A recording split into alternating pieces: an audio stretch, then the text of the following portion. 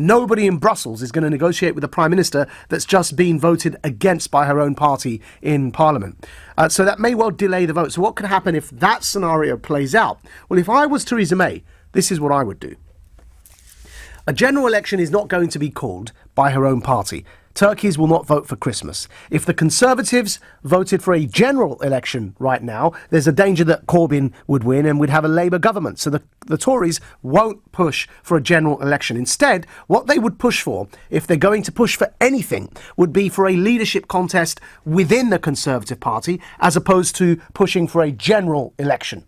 And so that will be, as we know, whoever wins the leadership contest within the Conservative Party ends up becoming the leader of the Conservative Party, thereby, by default, the leader of the largest party in Parliament that's able to hold a government together, of course, in this case with DUP support. And in that situation, they become the Prime Minister. So this will be an internal leadership contest within the Conservative Party. The Tories will not be pushing for a general election. This is my view. This is my analysis. Now, considering if that is accurate, Theresa May, I believe, has some room for manoeuvre. How could she outflank the David Davies or the Boris Johnsons in any suspected leadership challenge that could be triggered this Wednesday or beyond? How could she outflank them? Well, she also wouldn't want a general election because, again, she's Conservative and that could jeopardise and risk a Jeremy Corbyn Labour government coming in. So how could she outflank them?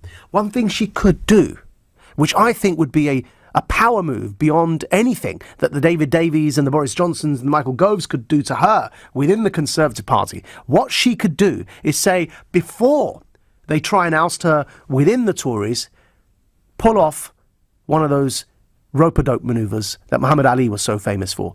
Duck, move to the left, and go to the people and say, here's the deal. I've just negotiated with Chequers, with Brussels. It's called the Chequers deal.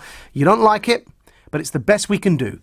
The people can decide on whether they want to vote for Chequers or stay in and whatever, or leave with no deal. Put that vote to the people before she's ousted. See, what that does, it completely changes the conversation if she were to do that.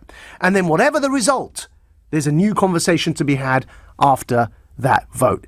That's, I think, the only move left for the Prime Minister to save her bacon, but also it would be a power move on such a scale that no Tory MP that's seeking to oust her would be able to challenge it, because it would be going to a people's vote. It wouldn't be a general election, and at the same time it would knock the idea of an internal leadership election for the Tory leadership into the long grass by far. It's one of those rope-a-dope manoeuvres that really would be a knockout blow if she were to pull that off.